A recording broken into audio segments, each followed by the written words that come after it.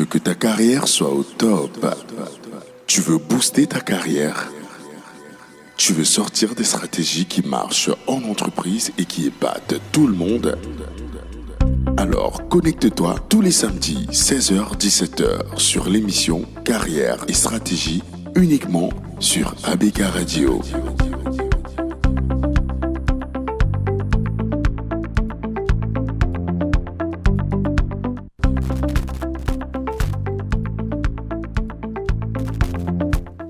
Chers auditeurs, une fois encore, merci de faire confiance à la 89.9 ABK Radio. Je suis Eric Conchou. Bienvenue sur Carrière et Stratégie, l'émission qui vous donne des astuces pour booster votre carrière. Comme d'habitude, je présenterai avec Marthe Conchou, experte en ressources humaines. Bienvenue, très chers auditeurs. Comme à l'accoutumée, nous sommes mis en onde par William Chwalak, l'expert des machines. L'expert William Chwalak. Et le thème de ce jour est passionnant. Il est passionnant, on va parler de passion. Oui. Mon métier, ma passion, la gestion des ressources humaines. Avec une passionnée des RH, Madame Monteux. Bienvenue sur ABK Radio. Merci de me recevoir, Eric et Marthe. Et je salue tous les auditeurs de ABK Radio. Super. Mais Marthe, chaque jour, je vous présente sur ABK. Je dis l'experte que vous êtes, qui va même aussi parler de moi un jour. Je ne sais même pas. Je sais même que lui, là, c'est qui.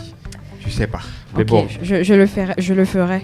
Oui, un jour, un autre un jour. de ces quatre. Un de ces quatre. Dans un avenir proche, monsieur Conchou. En tout cas, ce n'est que normal. Ce n'est que normal parce que la personne à l'honneur aujourd'hui, c'est pas moi, c'est pas vous, non, Madame Conchou, c'est Madame Monteux, la DRH de Barry Callebaut, Cameroun. Ouais. Nous avons l'honneur de la recevoir ici. Bon, j'ai envie d'applaudir. Vous pouvez, ne vous gênez pas. C'est pas tous les jours qu'on a une DRH. Oui. En plus, sur le plateau, moi voilà. je suis particulièrement fan d'elle d'ailleurs.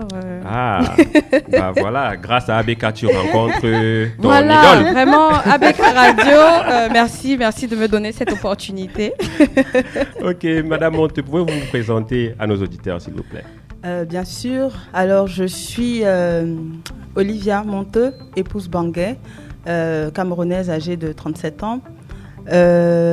J'exerce dans les ressources humaines depuis 13 années déjà.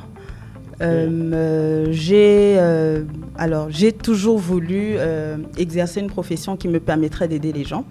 Donc, lorsque j'étais plus petite, j'ai longtemps hésité entre le métier de pédiatre et celui d'être avocate. Okay. Donc, les ressources humaines sont venues plus tard. Alors, mes parents avaient un fort penchant pour les institutions à caractère, confessionnel. Okay. Donc, j'ai fait mes études à l'école samaritaine de Ndjonjo et puis le secondaire au collège Iberman, d'où j'ai obtenu un baccalauréat littéraire. Et puis, je suis rentrée à l'université catholique, toujours dans le confessionnel, à l'Institut catholique de Yaoundé. J'ai commencé par étudier les sciences sociales. J'ai obtenu une licence en sciences sociales et ensuite j'ai étudié les ressources humaines où j'ai obtenu un master. J'avoue, j'aurais pu faire du droit. J'aimais beaucoup le droit social, le droit du travail, mais j'ai bien aimé des stages que j'ai pu effectuer. J'ai bien aimé la dynamique de l'entreprise, les domaines d'activité des ressources humaines. Donc, j'ai décidé d'opter pour les ressources humaines et j'ai obtenu mon master en gestion des ressources humaines. Parlant de ma vie professionnelle, j'ai commencé ma carrière en 2010 dans le groupe Diageo, dans le cadre de leur programme Graduate, jeunes diplômés, le programme africain de jeunes diplômés qu'ils avaient lancé. Oui, tous les jeunes en rêvaient. Moi aussi. Hein. Ça existe toujours ce programme? Oui, je pense qu'il existe toujours. Donc, je suis rentrée cette année-là comme graduate RH et j'ai pu commencer à travailler dans ce qu'on appelle communément l'administration du travail. Vous aviez une expérience avant ou c'est juste à la sortie de l'école après votre master? Graduate, c'est jeunes diplômés. Dans ce type de programme, généralement, les candidats qui ont plus de 2 ans d'expérience ne sont pas considérés parce qu'il est vraiment question de prendre des jeunes à la base et de les mouler. Avant vraiment de les mouler, de tout leur apprendre. Mais j'avais fait des stages. Okay. Oui, à Dax Petroleum, nous on a fait nos recherches. D'accord. Donc j'ai fait des stages effectivement à Dax, un peu les brasseries du Cameroun. Donc j'ai commencé comme graduate. Et parce que j'étais graduate, j'ai eu la possibilité de travailler sur des domaines qui étaient au-delà de mon descriptif de poste. Wow. J'étais censée être, je vais le dire en anglais, HR advisor, donc je vais dire conseiller RH, si je peux traduire comme ça, pour les pays d'Afrique centrale et occidentale. Mais parce que j'étais graduate, j'ai pu faire différentes choses. J'ai vraiment... le DRH à l'époque, M. Léonard Okala, à qui je dis encore merci aujourd'hui, c'était vraiment quelqu'un de fantastique. On va parler de gratitude, ça tombe bien. Ça tombe très bien, merci Marthe. Donc c'était quelqu'un de fantastique qui m'a vraiment donné l'opportunité de m'exprimer. Donc j'ai fait 2 ans ce rôle-là. J'ai été promue, je suis allée faire du Comp and Ben. Compensation and benefits. Donc de la rémunération. C'est un métier très technique dans les ressources humaines. Et j'avais beaucoup d'appréhension. Avec mon bac littéraire, je me demandais si je vais m'en sortir avec les chiffres. Mais là encore, je reviens sur lui. Monsieur Okala m'a fait énormément confiance. Donc j'ai eu la formation qu'il fallait. Merci Monsieur Okala.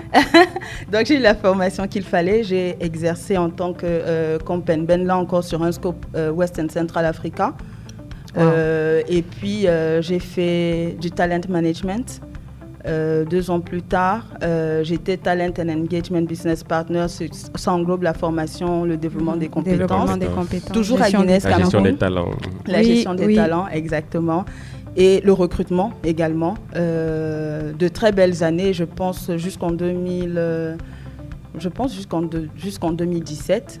Okay. Et puis, j'avais travaillé dans les différents centres d'expertise et RH et j'aspirais à une position de généraliste qui ne se présentait pas. Donc, j'ai décidé de prendre un peu d'air. Je suis allée travailler à MTN Cameroun comme compensation and benefits. Pour prendre de l'air, elle va à MTN Cameroun. Okay. Non, tu sais, MTN Cameroun paye. Argument non négligeable. Donc, j'y ai travaillé comme compensation and benefits manager, responsable de la rémunération, pour 13 mois. La position de généraliste à laquelle j'aspirais s'est libérée à Guinness Cameroun. Voilà. Donc, j'ai repostulé. Eric, vous comprenez que c'était vraiment prendre de l'air, c'était juste quelques mois. Donc, j'ai postulé et j'y suis retournée. Je comprends mieux. J'y suis retournée en 2018. J'étais responsable RH pour le département de la production. Donc, j'y suis restée jusqu'en 2022, date à laquelle je me déplace sur Barry Callebaut où j'exerce comme country HR manager à ce jour. Waouh! On voulait applaudir, je pense que... Ouais, je pense qu'il faut applaudir. Il faut applaudir pour un parcours aussi brillant. Brillantissime. Mais vous avez très bien dit votre côté, on va dire quoi, vouloir aider les autres. Vous vouliez être pédiatre et après, c'était quoi? C'est avocate pour défendre. Mais je me demande... Mais est-ce que vous faites une bonne DRH finalement? Parce que être DRH, parfois, c'est défendre aussi l'employeur. Mais là, on a l'impression que vous avez le profil de celle qui veut défendre l'employé. Est-ce que ce n'est pas ça un peu le dilemme d'être DRH, un des points les plus difficiles? Dites-nous. Alors, je pense que ce n'est pas du tout contradictoire. Oui. Okay. Je pense que le RH devrait être à la limite entre les intérêts de l'entreprise et les intérêts des employés. Mais contrairement à ce qu'on peut penser, dans un environnement qui se veut efficient, ces intérêts ne sont pas toujours divergents. Oui. La ressource humaine, c'est comme les autres assets, c'est comme les autres ressources de l'entreprise. C'est d'ailleurs la plus importante parce qu'elle est dynamique. Okay, elle nous réserve énormément de surprises. Donc, les employeurs d'aujourd'hui savent qu'on doit prendre soin des travailleurs, de l'homme qui délivre la performance qu'on attend. Ah, ok. Les employeurs en sont conscients. Les employeurs, ils en sont, je vais dire, de plus en plus conscients. Le monde n'est certes pas parfait, mais ils en sont de plus en plus conscients. Donc, c'est possible, en travaillant dans les ressources humaines, de créer un environnement positif, bénéfique pour les employés, tout en créant de la valeur pour l'entreprise. Ça donne envie d'aller travailler à Barry Callebaut. Vous voyez, Monsieur Concho, moi j'ai cru à un moment donné que les établissements confessionnels qu'elle a fréquentés l'auraient détournée pour faire d'elle une sœur. Ça reste dans ce qu'elle désirait, au fond, aider les gens. Oui, au fond, c'est ça, c'est-à-dire mettre en entreprise un climat favorable à la performance. Exactement. Et donc favorable à l'épanouissement des employés. Oui. C'est très intéressant. Mais comment avez-vous découvert ce métier des ressources humaines, je veux dire, voilà. Alors, comme je l'ai dit, j'ai obtenu une licence en sciences sociales. Et puis, à l'Université catholique, on avait une bibliothèque très, très, très, très, très riche. Okay. Donc, voilà, j'y passais certains soirs, pas beaucoup, mais certains soirs. Et je suis tombée sur un ouvrage qui s'intitulait simplement « La gestion des ressources humaines ». Okay. L'auteur présentait, je vais dire, la fonction de façon moins... C'était écrit comme un roman, je vais dire. Okay. C'était vraiment présenté en mettant en avant la valeur que l'on peut réellement créer pour une organisation.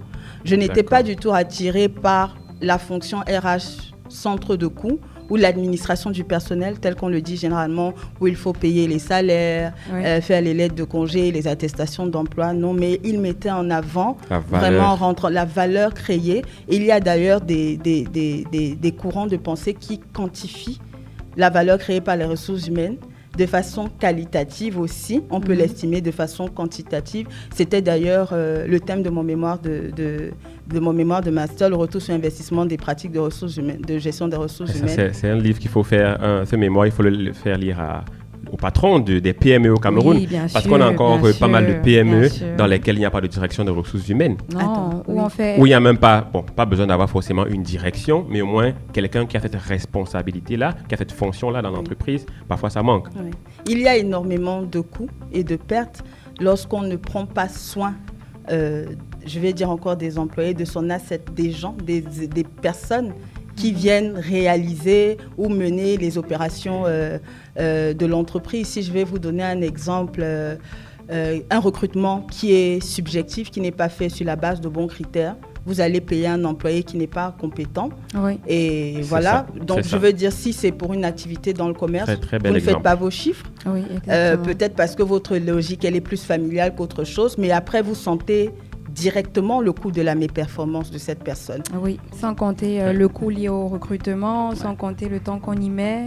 Et lorsque vous décidez, et puis on ne parle pas de l'impact, je vais dire qualitatif, parce que ça détériore quelqu'un qui est méperformant, voilà, qui ne fait pas d'efforts au sein d'une équipe, ça a un impact sur les autres membres de l'équipe, sur leur motivation. Oui. Ça va se ressentir dans leurs chiffres, également dans leur rendement. Donc il y a énormément d'intérêt pour les patrons des PME à se faire assister sur comment est-ce qu'ils vont encadrer les personnes qui travaillent au sein de leurs entreprises. Ok. Avez-vous déjà, parce qu'on parle justement de PME, vous avez quand même fait pas mal de grosses boîtes. Est-ce que vous avez travaillé en environnement PME, même en stage, pour nous expliquer peut-être la différence qu'il pourrait y avoir entre ces deux environnements-là? Alors, non, je n'y ai pas travaillé, mais dans le cadre des recherches que je faisais, j'ai fait pas mal d'entretiens, dans les entretiens exploratoires, dans la rédaction de mon mémoire. Donc, j'ai eu à approcher, je pense, 4 patrons de PME et on a eu des échanges très intéressants. À l'époque, déjà, je pense, je n'avais certes pas, je vais dire, la posture que j'ai aujourd'hui, mais il y en a, je pense, au moins 2 sur les 4 qui m'ont dit « Ah, je n'avais pas vu les choses comme ça. Je n'avais pas vu les choses comme ça. Je vais y penser, pourquoi pas, etc. » Donc, oui. Ok. Intéressant. Donc, on parle de personnes qui ne sont peut-être pas compétentes à leur poste. Ça peut amener, par exemple, à un licenciement, je dirais. Oui. Vous qui êtes une dame de cœur, est-ce que le licenciement, c'est quelque chose que vous faites bien? Dites-nous. Jugez-vous, appréciez-vous. On fait bien un licenciement, si on peut dire qu'on fait. Oui, on fait bien. On peut bien faire un licenciement. Dame de cœur, je dirais, et je dis souvent à mes collaborateurs que je suis une gestionnaire. Vous êtes une gestionnaire, d'abord. Oui, je ne suis pas socialiste, je ne suis pas Mère Teresa, je suis une gestionnaire qui a un agenda. Mais je pense que même dans le cadre d'un licenciement, lorsque l'entreprise prend la décision de se séparer d'un collaborateur pour une raison ou une autre, on peut préserver la dignité de la personne. Oui. On parle de confidentialité, on parle de respect de la législation lorsqu'il est question des droits qu'on est tenu de payer, de remettre les documents que l'on doit remettre à temps, parce que ça peut même se retourner contre vous. Plusieurs employeurs ne savent pas que ne pas remettre le certificat de travail à un employé le dernier jour de travail, si l'employé se manifeste 6 jours plus tard, si vous n'avez pas pris la peine, s'il ne s'est pas présenté, de le déposer dans la mairie de son lieu de résidence, il peut vous réclamer les mois qui se sont écoulés entre ce jour-là et la date à laquelle il a arrêté le travail. Wow. C'est tout à fait possible. Ah, ok. Donc, il ne suffit pas juste de donner une lettre de licenciement, il faut donner un certificat de travail. La loi exige que le certificat de travail soit remis le dernier jour du travail. Je vais dire malheureusement, certaines personnes vont le retenir, etc. Ce sont souvent des conversations difficiles. On a l'impression que c'est des pratiques, on veut faire mal à la personne, on ne te donne pas le certificat de travail. Comme ça, après, tu ne pourras pas repostuler, t'en sortir facilement. Alors que ça peut jouer contre l'employeur. Ça peut jouer contre l'employeur, mais dans certaines circonstances, c'est aussi l'employeur en face qui a du mal à absorber la nouvelle. Il peut se faire porter pâle. Quelqu'un, vous lui dites, OK, on va aller dans cette direction, et le jour d'après, vous recevez un arrêt maladie. Ça arrive aussi. C'est pas toujours l'employeur qui joue le rôle des méchants. Donc, je pense que c'est possible d'avoir ces conversations, de mener une activité, de faire une termination, de mettre fin, de procéder à un licenciement en respectant la personne, en façonné de toute façon pas personnel. Dans la conversation, les RH représentent l'employeur, représentent l'entreprise. Ce n'est pas une affaire qui se passe entre Olivia et Monsieur X ou Madame Y. Donc c'est possible. Merci beaucoup. Nous, les RH, on est souvent frustrés parce que très souvent, il y a une collaboratrice qui m'a dit un jour, vraiment, madame, votre métier est vraiment facile. Hein. Je lui dis, ah oui, ah bon, c'est quoi mon métier? Elle me dit, ranger les documents. J'ai dit, mince, purée. Donc, elle a réduit mes années de formation, mes années d'expérience à ranger des documents. D'accord. Est-ce que vous pouvez nous édifier sur les différents métiers de la gestion des ressources humaines pour que ce soit clair une fois pour toutes aujourd'hui? Donc là, on va parler des métiers des ressources humaines. On va parler des métiers des ressources humaines, oui. Oh, ok.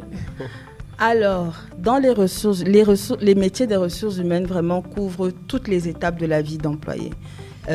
Pour essayer d'avoir une approche un peu chronologique, disons, je vais commencer par le recrutement, qui est, je vais dire, la phase de la drague, la phase de l'attraction, où l'entreprise fait de l'œil au candidat ou à la candidate que l'on veut employer. Donc, c'est tout ce qui concerne la sélection, l'identification du candidat ou de la candidate qui répond aux critères du poste qui est à pourvoir.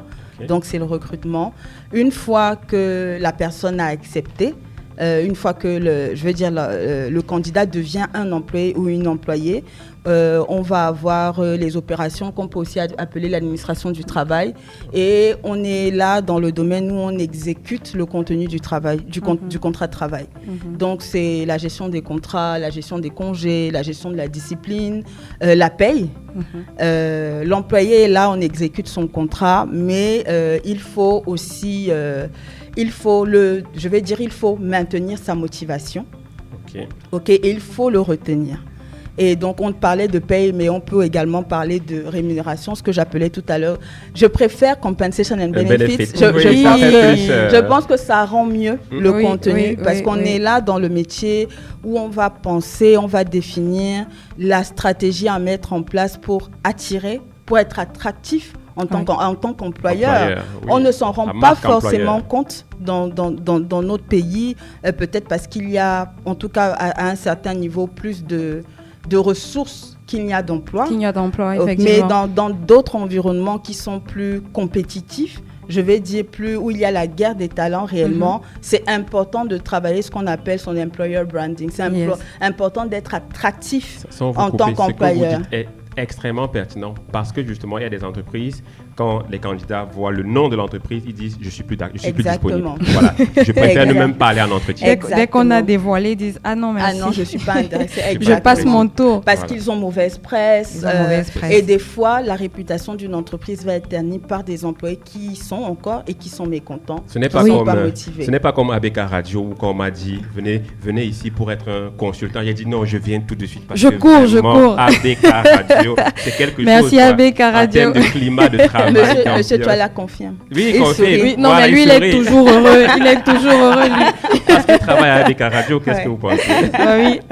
Donc, après l'administration et le comp and band, qu'est-ce qu'on a comme autre métier? Donc, peut-être pour finir sur le comp and band, on va définir, il y a le positionnement salarial qui se doit d'être attractif, où il faut quand même s'assurer que les salaires tiennent compte de l'inflation, etc. Il y a la définition des avantages. Même si, encore au Cameroun, des fois, la loi ou le droit du travail ne rend pas obligatoire certains avantages. Mais de plus en plus, avec les Gen X, les Gen Y, on a dans le monde du travail des employés qui sont, je vais dire, plus exigeants. Oui, génération X, génération Y. Exactement. Ils sont exigeants, ils sont impatients. Ils sont impatients, ils sont exigeants. Donc, ils veulent le salaire, ils veulent les avantages, mais ils veulent aussi les opportunités de carrière. J'espère qu'ils travaillent aussi dur. Parce si que vous vous présentez comme une multinationale, ils veulent pouvoir se déployer sur des espaces qui dépassent les limites du territoire national. Bien sûr, avoir des mobilités. Oui. Donc, et là, j'embraye sur la gestion des talents. Parce qu'on parle d'opportunités à l'international, elles sont souvent peu nombreuses et on ne va et voilà, il faut pouvoir identifier ceux des employés qui ont le potentiel pour se déployer sur des rôles plus grands dans des environnements différents. Donc le domaine que j'évoque à l'instant est celui de la gestion des compétences et la gestion des talents. Oui, où il est question déjà de faire la bonne allocation entre les compétences et les métiers de l'entreprise. Il est question de gérer la performance. C'est costaud, hein, les RH. C'est costaud. On en parle depuis au moins 10 minutes là, sans ça. Ah non, mais et là, elle n'est pas allée deep inside the topics. Ok, et il est question de gérer la performance, de l'évaluer. Il est question de gérer les talents, d'identifier les employés à fort potentiel, de développer les compétences parce que les entreprises dans le monde aujourd'hui, elles sont dynamiques, extrêmement dynamiques. Oui, la stratégie d'aujourd'hui n'est pas celle de demain. Il faut définir des passerelles de métiers, développer ce qu'on appelle en anglais des transferable skills, développer, je veux dire, que des employés et différentes cordes à leur arc, je vais dire ça comme ça. Voilà, pour pouvoir évoluer. Des opportunités. Exactement, pour pouvoir évoluer avec les exigences de l'entreprise. Et je vais finir peut-être parce que j'ai parlé de rémunération, d'opération. Il y a également le métier de généraliste en RH qu'on appelle les business partners. Et ce sont ces personnes-là qui, de tous les domaines que j'ai cités précédemment, essaient de définir une politique RH qui répond aux priorités stratégiques de l'entreprise. Cette fois encore, donc le généraliste, c'est la personne qui va s'assurer, qui va comprendre la destination, la vision de l'entreprise, qui va comprendre ses besoins, se projeter avec elle, ses besoins à court et à moyen terme et s'atteler à les pourvoir. Je dis n'importe quoi, si j'ai un employeur qui me dit, alors aujourd'hui je fais 20 000 tonnes, mais sur l'horizon 2026, je veux en faire 50. Et puis, je ne veux plus vendre seulement dans le marché, je veux vendre sur Internet. Qu'est-ce que ça me dit à moi qui travaille au RH? Que mon commercial d'aujourd'hui, il doit commencer à apprendre le digital pour pouvoir, le moment venu, répondre aux besoins de l'entreprise. Donc, le généraliste, c'est la personne qui va donc se dire qu'est-ce que ça veut dire, quelles sont les compétences dont je dois me doter. Vous êtes trop passionné. Ouais, tu vois, Eric devient passionné là. Il a les yeux qui brillent. J'ai envie de faire les ressources humaines, hein. Subitement. Non, parce que je pense que j'ai la polyvalence. Oui, mais je peux. Vous pouvez vous réorienter. Mais est-ce que tout le monde peut faire ressources humaines finalement? Mon approche, elle n'est pas orientée diplôme. Je pense que tout peut s'apprendre tant qu'on a la volonté.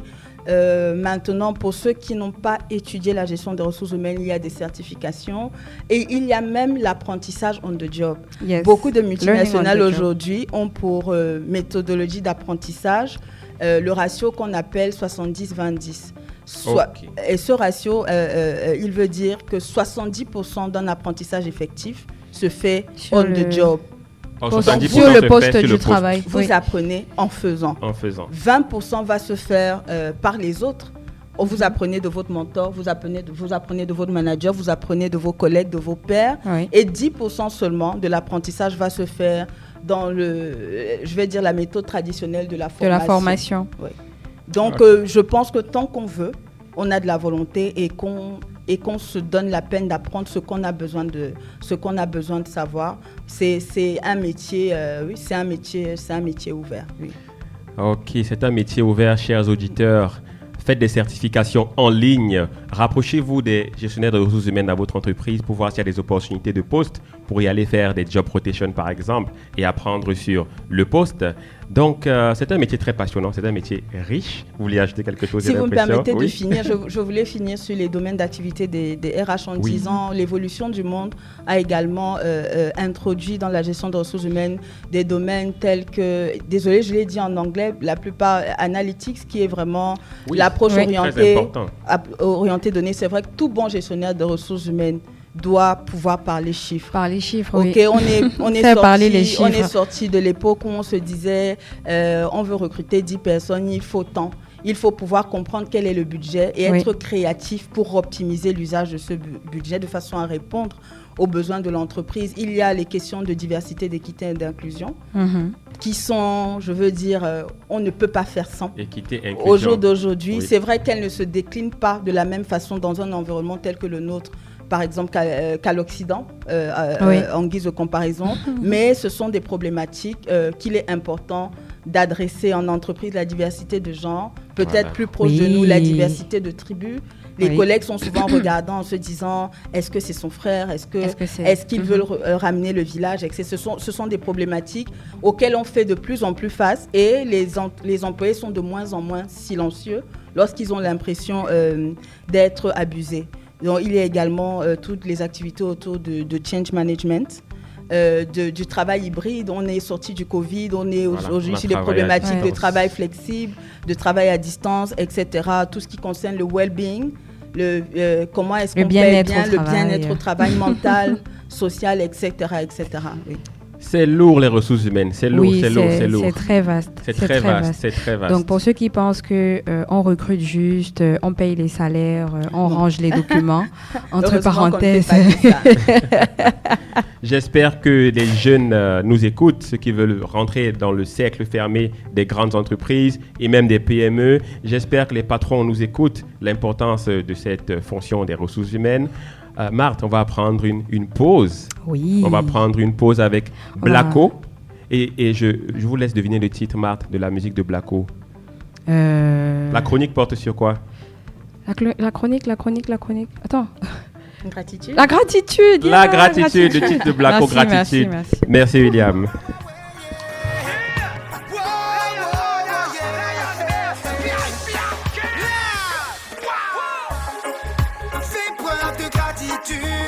Remercie la vie et l'univers. Laisse l'amour te prendre dans son amplitude. Va de l'avant, sois comme le courant d'une rivière. Fais confiance, Dieu est grand. Fie-toi, confie-toi à sa lumière. Remercie et sois patient, car son amour est véritable et sincère. Sois reconnaissant de tous les bienfaits que t'accorde le Tout-Puissant. Dis-toi qu'il est là avec toi, qu'il n'est jamais absent. Omniprésent dans les bons et mauvais moments. N'oublie jamais qu'il veille, qu'il n'a jamais sommeil. Non, il est omniscient. Chaque jour qui t'est donné est une bénédiction. Laisse-toi porter par le souffle sacré de chaque respiration. Laisse-toi guider, choisis la bonne inspiration. Ouvre la porte de ton âme, réponds à son invitation. Il sera ton bouclier, ton armure contre les forces obscures. Yes. Garde la foi et confiance, même lorsque tu endures, même lorsque tu te retrouves au pied du mur, my friend. Fais preuve de gratitude, remercie la vie et l'univers. Laisse l'amour te prendre dans son amplitude. Va de l'avant, sois comme le courant d'une rivière. Fais confiance, Dieu est grand. Fie-toi, confie-toi à sa lumière. Remercie et sois patient, car son amour est véritable et sincère. N'oublie jamais que Dieu éprouve ceux qu'il aime, même si c'est compliqué, garde courage face au dilemme. Sois confiant et continue d'avancer sans crainte. Prie, remercie, il entendra tes complaintes. Ne perds pas la foi, même au cœur des ténèbres. Traverse sans peur avec un sourire aux lèvres. Pour se retrouver bien souvent, il faut s'égarer. Chaque lever de soleil est un guide, mais bon, faut être préparé. Une nouvelle chance, un nouveau départ. Ouais. Une renaissance, une nouvelle histoire. Yes. Respire et ressens le souffle de vie. Vivre est une fête, sois reconnaissant, tant que le ciel t'y confie. Yeah, yeah. Fais preuve de gratitude, remercie la vie et l'univers. Laisse l'amour te prendre dans son amplitude. Va de l'avant, sois comme le courant d'une rivière. Fais confiance, Dieu est grand. Fie-toi, confie-toi à sa lumière. Remercie et sois patient, car son amour est véritable et sincère. Vois le bien qui t'est offert même quand tu es mal. Yeah, yeah, yeah. Ne laisse pas le négatif t'envahir. Oh non, non, non. N'endurcis pas ton cœur, ne le laisse pas devenir ça.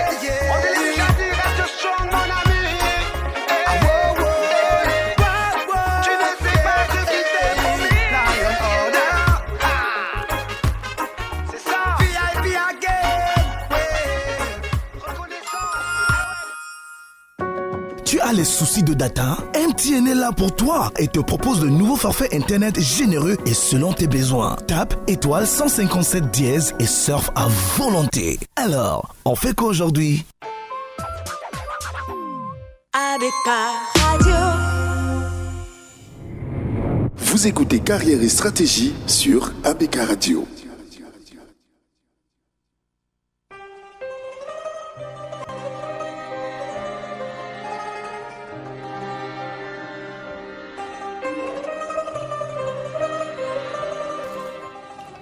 Très chers auditeurs, si vous nous rejoignez, vous êtes très bien sur Carrière et Stratégie, l'émission qui a pour ambition de booster votre carrière.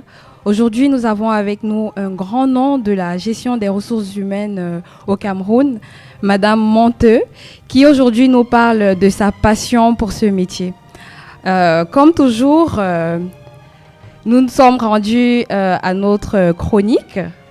Et c'est notre troisième chronique sur les lois inestimables de la croissance personnelle de John Maxwell. Alors la semaine dernière, John Maxwell nous a donné des conseils sur l'estime de soi, comment développer son estime de soi. Et j'espère que ceux qui nous ont écoutés ont eu le temps de mettre en pratique ces conseils. Le dernier d'ailleurs qui demandait de célébrer... toutes les petites victoires. Exactement, qui demandait de célébrer toutes les victoires. Aujourd'hui, notre chronique va porter sur la loi de la gratitude. Alors, la croissance est nourrie par la gratitude. La loi de la gratitude, c'est une loi fondamentale de la vie. Elle stipule que lorsque nous sommes reconnaissants pour ce que nous avons, nous attirons plus de bonnes choses dans notre vie. La gratitude nous aide à voir le positif dans chaque situation et à apprécier les petites choses. En termes de croissance personnelle, la gratitude est essentielle pour plusieurs raisons. Tout d'abord, elle nous aide à nous concentrer sur les aspects positifs de notre vie. Lorsque nous nous concentrons sur les choses pour lesquelles nous sommes reconnaissants, nous sommes plus susceptibles de ressentir de la joie et du bonheur. Cela nous aide à maintenir une attitude positive qui est un facteur clé de la croissance. Deuxièmement, la gratitude nous aide à apprécier ce que nous avons déjà. Lorsque nous sommes reconnaissants pour ce que nous avons, nous sommes moins susceptibles de nous comparer aux autres et de nous sentir insatisfaits. Cela nous aide à être plus satisfaits de notre vie, ce qui nous motive à nous développer davantage. Troisièmement, la gratitude nous aide à être plus généreux. Lorsque nous sommes reconnaissants pour ce que nous avons, nous sommes plus susceptibles de vouloir partager notre gratitude avec les autres. Cela nous aide à créer des relations plus fortes et à avoir un impact positif sur le monde. Alors vous vous demandez certainement comment cultiver la gratitude. Il existe de nombreuses façons pour y arriver dans votre vie. Et voici quelques conseils. Tenez un journal de gratitude. Chaque jour, prenez quelques minutes pour écrire 3 choses sur lesquelles vous êtes reconnaissant. Cela vous aidera à vous concentrer sur les aspects positifs de votre vie. Faites une liste ensuite de toutes les choses que vous avez dans votre vie. Cela peut inclure les choses matérielles, les relations, des expériences. Eric, au Cameroun, beaucoup de personnes disent souvent « j'ai des relations ». Il faut parfois appeler ces relations pour leur dire merci. Oui, bien sûr, il faut exprimer de la Quand on a un gratitude. service à leur demander. D'entrée de jeu, Madame Monté a fait preuve de gratitude envers son mentor. Effectivement. Donc, c'est à cela qu'on appelle les auditeurs. Prenez le temps de réfléchir à toutes les personnes qui vous ont aidé dans votre vie et exprimez-leur votre gratitude. Waouh! Faites des choses pour aider les autres. Cela vous aidera à vous concentrer sur ce que vous avez plutôt que sur ce que vous n'avez pas. En conclusion, la gratitude peut favoriser, autant pour moi, la croissance personnelle de plusieurs façons. Elle augmente le bonheur et la satisfaction. Et oui, on veut être tous heureux. Les personnes reconnaissantes sont plus susceptibles d'être heureuses et satisfaites de leur vie. Cela peut les aider à se sentir plus optimistes et motivés à atteindre leurs objectifs. Eric, là, sur ce point, vraiment, il y a des personnes qui sont heureuses pour rien. Elles n'ont pas grand-chose. Et d'autres se demandent, non, mais comment il fait? Mais comment? Je pense que sans le savoir, ces personnes mettent en application ces conseils de John Maxwell. Oui, il y a des gens qui sont naturellement comme ça. Et on gagnerait à le devenir. C'est-à-dire qu'on peut développer ces qualités, ces facultés-là. Oui, ces facultés. Voilà. On peut tous grandir, se développer. Et c'est ce que John Maxwell nous dit, c'est les lois de la croissance personnelle. Les lois de la croissance personnelle. C'est-à-dire que si on a pu grandir physiquement, grâce à tout ce que, voilà, l'encadrement des parents, la nutrition, il faut qu'on grandisse aussi mentalement. Oui. Et voilà. Et c'est pour ça que des chroniques comme la vôtre sont très intéressantes, Madame Conchou. Merci, Monsieur Conchou, merci. La gratitude réduit le stress et l'anxiété. La gratitude permet de se concentrer sur les aspects positifs de sa vie, ce qui peut aider à réduire le stress et l'anxiété. Elle renforce les relations. Je suis sûre que si son patron l'a écouté aujourd'hui, il va se sentir fier. Bien sûr. La gratitude encourage les gens à exprimer leur reconnaissance envers les autres. Et lui aussi, il aura à l'idée de remercier la personne qui l'a coaché ou qui l'a aidé à devenir ce qu'il est aujourd'hui. Bien évidemment. Voilà. La gratitude favorise l'ouverture d'esprit et la résilience. Elle permet de voir le monde sous un angle plus positif, ce qui peut aider à faire face aux difficultés de la vie. Alors, très chers auditeurs, la gratitude est un principe puissant qui peut nous aider à atteindre notre plein potentiel. Ah, intéressant, la gratitude. La gratitude. On parle souvent beaucoup d'ingratitude. Bon. Madame Monte, moi j'ai bien aimé les conseils sur comment cultiver la gratitude. Est-ce que ces exercices vous parlent? Notamment tenir un journal de gratitude, faire une liste des choses que l'on possède. Est-ce que... Alors, énormément. Je ne tiens pas un journal de gratitude, mais je tiens un journal. Ok. Essentiellement pour lister des projets, venir voir où est-ce que j'en suis, etc. Wow. Et je pense que c'est très important ce que vous avez dit, ou ce que John Maxwell dit, de se rappeler de toutes les bonnes choses dont on bénéficie, oui. que des fois on ne voit plus parce qu'on les considère comme acquises. Exactement. Et qui manquent terriblement à d'autres personnes. Donc, ça on l'oublie. C'est un très bel exercice à faire pour soi, pour se doper d'énergie positive, continuer à aller de l'avant, et aussi pour les autres, parce qu'aller vers quelqu'un et lui dire merci, j'ai aimé ceci, c'est également donner quelque chose à cette personne-là. Oui, complètement d'accord, 100%. Il arrive que sur les réseaux sociaux, qu'on tombe sur un bel article, sur LinkedIn par exemple, où vous êtes, et on ne prend même pas la peine de liker. Oui. C'est de l'ingratitude, parce que tu as fait 3 minutes, 5 minutes à lire l'article que quelqu'un a écrit, et tu passes. Bon, Monsieur Conchou, je vais aller liker vos posts.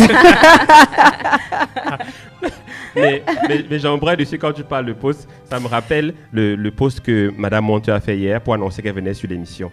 En même pas 1 heure, il y avait déjà au moins 50 likes. Waouh! Tu te rends compte? Oui, ça en dit long. Ça en dit long. Selon toi, c'est dû à quoi? Selon Madame Monte, selon vous, c'est dû à quoi? J'imagine. Pourquoi autant de likes après moins d'1 heure de temps? Nous, on sait. Peut-être vous ne savez pas, mais nous, on sait que quand les gens qui recrutent publient sur LinkedIn, là, nous, on like, dis donc, on partage. On partage, ils voient que... Mais, dans ce que vous voulez dire, ce n'est pas sincère. Je ne sais pas comment on le dit, mais bon. Bon, moi aussi, je vais devenir une patronne de la gestion des ressources humaines et on va liker. Petit post comme ça, les gens republient. Et pourtant, elle n'a pas dit grand-chose. Elle n'a même pas mis l'image. Elle n'a pas dit grand-chose, elle n'a même pas mis l'image. La bannière de l'émission. Nothing. Mais il y avait déjà les republications. Donc elle allait voir qui a même republié. Elle a dit ok, celui-ci a republié. Donc peut-être qu'un jour quand il y aura un entretien, ça va. Bon, c'est ce que je veux dire. Non, Eric, c'est trop facile. On recruterait la terre entière. Effectivement. Mais Madame Monte, dites-moi, dans ce métier, il vous passionne. Mais qu'est-ce qui vous plaît le plus dans la gestion des ressources humaines? Qu'est-ce qui vous passionne le plus? Alors, l'une des activités que je préfère est je vais dire, ça va être lié à la gestion des talents. Et ce qu'on appelle, et également ce qu'on appelle en anglais encore, désolé, workforce planning. C'est vraiment la partie où un directeur général va s'asseoir avec son comité de direction pour leur dire, OK, voici ma vision, voici, je me projette sur tel horizon, j'ai envie d'être ici, j'ai envie de faire cela. Et puis chaque chef de département, chaque chef de direction va décliner et venir lui dire, OK, du point dans mon métier, voici ce que nous, on fera pour s'assurer que l'on soit effectivement à ce niveau-là dans la période impartie. Et dans le domaine des RH, ça permet vraiment de se projeter. C'est trop beau, c'est dans trop les beau. sphères qui ne sont pas les nôtres, aller avec des collègues qui évoluent dans la production, le commercial, parler de métiers qui ne sont pas forcément nos métiers premiers et venir dire, OK, on va se doter de ceci, on va faire cela, et pour s'assurer à la fin que à chaque fois que l'entreprise aura besoin d'une compétence spécifique, qu'elle soit disponible, que l'on l'ait bâtie en interne ou que l'on l'ait acquise par le truchement du recrutement. OK. C'est ça qui est intéressant. Et peut-être pour être 100% transparente, également tout ce qui a trait à la rémunération. Parce que c'est également l'activité où on va remettre ou rendre aux employés une partie des richesses qu'ils ont créées. Ah, intéressant. Rendre aux employés une partie des richesses qu'ils ont créées. Mais dans les entreprises dans lesquelles Madame Monteux a travaillé, c'est vraiment exciting, je vais le dire, de travailler sur des programmes comme ça parce que dans beaucoup d'entreprises, ce n'est pas le cas. On se limite à payer le salaire de base et on s'arrête là. Et l'indemnité de logement et de transport. Limite le 13e mois et puis c'est bon, et puis c'est tout. Et encore. Donc, Non, mais il y a grâce au travail de Madame Monteux et d'autres gestionnaires de ressources humaines, on a aujourd'hui dans les entreprises des packages intéressants, ce qu'on appelle globalement le package. Oui. Quand tu vois tout ce que l'entreprise à la fin dépense pour toi, tu te dis oui. Waouh. Oui.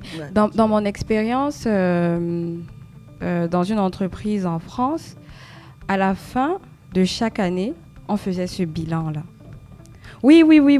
Et c'était énorme de voir tout ce que l'entreprise dépense. Parce que les salariés, ils se disent, autant pour moi, les employés, que non, c'est juste le salaire que je reçois à la fin. Mais non, il y a les charges sociales à côté, il y a l'assurance maladie, il y a tellement de choses que l'entreprise dépense pour eux. Et de le savoir, franchement, c'est important pour eux parce qu'après, ils se disent que non, ce n'est pas juste ce à quoi on s'attendait ou ce qu'on se disait. Donc.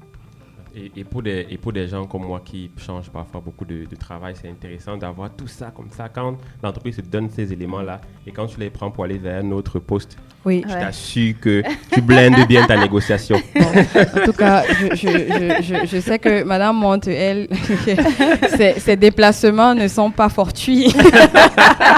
Il faut bien vivre. Il faut bien vivre. OK. Mais donc, est-ce que vous avez quelques anecdotes à nous partager? On a été trop sérieux jusqu'ici. Quelques anecdotes, des choses intéressantes du métier, croustillantes à partager avec les auditeurs. Alors dans notre métier, et Marthe ne dira pas le contraire, on voit, je vais dire, beaucoup d'éléments de la vie privée, même des travailleurs. Et c'est d'ailleurs la raison pour laquelle on est tenu à respecter la confidentialité. Bon, je vais donner des anecdotes en essayant d'être le plus vague possible. Oui. Alors, ce à quoi je pense d'emblée, c'est une situation où on a eu un collègue qui est décédé, paix à son âme, et puis on le savait, marié à une épouse et avec un homme d'enfant. Ça c'est très courant. Lorsqu'on est rentré dans la partie où il fallait liquider, payer ce qu'il avait à payer, déclencher l'assurance vie, on a reçu la visite d'une autre dame qui avait elle aussi un acte de mariage. Ouh là là, d'accord. 2 actes de mariage. Et des enfants. Donc, ça peut être... ça semble rigolo comme ça, mais c'est des situations qui peuvent être... très embarrassantes. Qui peuvent être très embarrassantes. On sait pas vraiment quoi faire. on ne sait pas se tenir et peut-être autre chose, mais peut-être sur une note moins joyeuse. Également une situation où on déroulait une assurance vie et puis un collègue qui est finalement décédé a renseigné comme bénéficiaire un membre de sa famille qui n'était pas sa femme ou ses enfants. Et voilà, la femme et les enfants étaient très démunis. Parce que la personne, qui l'estimait être de confiance, la personne dont le défunt collègue pensait que c'était quelqu'un de proche qui prendrait soin de sa famille. C'est à tout prix à son tu as une épouse, mon mari me fait ça vraiment, je fouette son cadavre. Ah d'accord. En tout cas, il est prévenu. J'espère qu'il écoute. Ok, mais effectivement, ça me rappelle également une autre histoire où j'ai un patron qui avait mis son terrain au nom de sa sœur. Il a bâti un immeuble dessus. Et à un moment donné, il y a eu des problèmes entre sa sœur et lui. Ouais. Et sa sœur, un jour, est venue dire... elle est venue réclamer le loyer au locataire. On dit, mais on ne vous connaît pas. Elle dit, non. C'est mon immeuble ici. Situation très compliquée. Donc, il faut parfois faire confiance à celle qu'on a épousée, tout simplement. On essaie d'éduquer les collègues. Oui. On ne se contente pas de souscrire à ces plans, mais on essaie de faire venir les assureurs pour éduquer, expliquer les tenants et les aboutissants. Dans notre environnement, des problématiques telles que l'assurance est tabou. Parce que si vous parlez à un employé de son assurance vie, il a l'impression que vous anticipez sur sa mort. Oui. Ok. Et des fois, il y en a qui ne vont pas souscrire. Mais personne, pour parler vulgairement, personne ne connaît le jour ou l'heure. Et c'est bien de prendre des dispositions pour les siens une fois qu'on ne sera plus là. Mais il y a encore pas mal de personnes qui sont, je vais dire, un peu réfractaires à souscrire à ce... Maintenant, il faut les comprendre. Des fois, les montants des assurances vie peuvent être de réelles motivations pour certaines personnes pour vous faire du mal. Donc, ce sont des questions très sensibles. Nous, on a eu un cas comme ça, enfin, dans une entreprise où j'ai travaillé, et on voulait mettre sur place une mutuelle. Et quand on a expliqué aux collaborateurs que l'un des avantages, ce serait un capital d'essai dans les 5 millions, ils se sont dit, merde, mais ça, c'est pas une information que ma famille doit avoir, parce que si c'est le cas, on va me tuer. Et on parle de 5 millions. 5 millions, c'est quoi? On ne parle que de 5 millions. Oui, non, mais ça dépend aussi du niveau de vie des uns et des autres. Hein. Ça dépend. Pour 3 millions, un collaborateur qui est décédé, vous ne savez pas combien de commissions se sont déportées dans notre bureau. Oui. Il faut les frais funéraires. Oui. Ils arrivent, non, c'est nous, on est les responsables de la famille. D'autres, c'est nous. Donc vraiment, c'est vraiment des questions très sensibles. En tout cas, ce métier est très, très passionnant, très, très passionnant. Est-ce que vous auriez des conseils à donner à des gens comme moi, je suis dans le marketing, ou des gens à la production qui aimeraient se reconvertir dans les ressources humaines? Est-ce qu'il y a des tips ou des conseils à leur donner? Alors, la première chose que je dirais à de telles personnes, c'est faire savoir qu'on a envie de se déployer sur autre chose. Malheureusement, beaucoup de collègues ou beaucoup d'employés se disent que c'est l'entreprise et surtout c'est les RH qui doivent gérer leur carrière. Mais on est chacun responsable de sa carrière. Responsable de sa carrière, exactement. Donc, si vous vous projetez, parce qu'il faut vous projeter, lorsque vous établissez votre plan de carrière, il faut penser grand.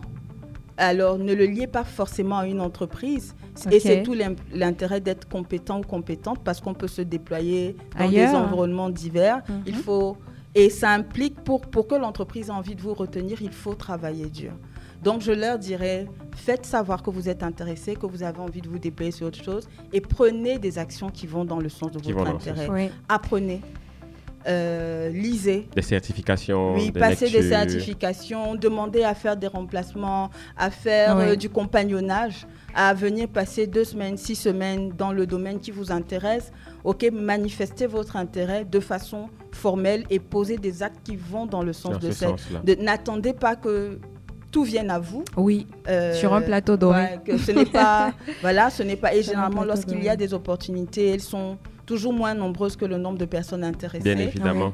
Donc je dirais, manifestez votre intérêt, apprenez, posez des actes, soyez prêts à cravacher dur pour obtenir ce dont vous avez envie. Et je pense que manifester son intérêt, c'est vraiment important. Ça a l'air anodin, mais moi, je me rappelle, il y a des collaborateurs qui sont souvent venus et qui m'ont dit « Ah, madame, ça m'intéresserait de faire une mobilité vers là ou vers là. » Et dès que une opportunité se présente là-bas, c'est la première personne à laquelle vous pensez. Voilà. Franchement, de façon bête, Voilà. c'est la première personne à laquelle vous pensez avant de penser à, OK, est-ce qu'il répond aux critères ou comment est-ce qu'on peut Parce l'accompagner. Il s'est manifesté. Donc, maintenant, pour les jeunes qui nous écoutent, est-ce qu'il y a des formations on a un problème d'orientation au Cameroun. Donc, je peux être à l'université, je fais une formation, je n'ai pas forcément commencé en ressources humaines, mais est-ce qu'il y a des formations qui peuvent quand même vous prédisposer à aller vers les HR, même si ce n'est pas directement des HR à la base? Est-ce qu'il y a des formations comme celle-là? Alors, au risque de vous surprendre, à mon humble avis, un élément, une compétence clé dont il faut être doté pour exercer dans les RH, c'est l'intégrité. L'intégrité. Et ça ne s'apprend pas à l'école. Et ça ne s'acquiert pas dans les livres. C'est vraiment lié au système de valeurs parce que dans notre métier, des fois, on prend des décisions, je vais dire, sur des éléments importants de la vie d'autres êtres humains. Donc, si vous n'êtes pas intègre et si vous n'êtes pas humble, très vite, ça peut vous monter à la tête. Vous pouvez avoir l'impression que vous êtes un super employé parce que vous êtes au RH. Ou que vous avez on vit les RH aussi. Ou que vous avez du pouvoir sur les autres. Mais moi, je pense que c'est un métier qui a aussi beaucoup de risques parce qu'il y a des personnes qui pensent que quand vous entamez une procédure de licenciement, c'est vous. Alors que ce n'est pas vous. Ça n'a rien à voir avec vous. Donc, c'est important d'être humble et d'être intègre. Humble et intègre. En termes de qualité, c'est ça. Humble et intègre. Et tout le reste, la compétence technique, les certifications, vous pouvez l'acquérir. Ok, j'espère que les jeunes qui nous écoutent comprennent. Ceux qui aiment les cachotteries, la tricherie, le vol, les ressources humaines, le copinage, les ressources humaines, c'est pas pour vous. Si vous venez dans les ressources humaines, vous n'allez pas faire long feu. Et oui, quand on dit intégrité, vous avez des informations sensibles à traiter des gens. Si vous commencez à copiner, si vous êtes trop bavard, voilà, ça va pas le faire tout simplement. Et on va se rendre compte que c'est vous qui avez lâché l'information et peut-être que ça peut vous porter préjudice.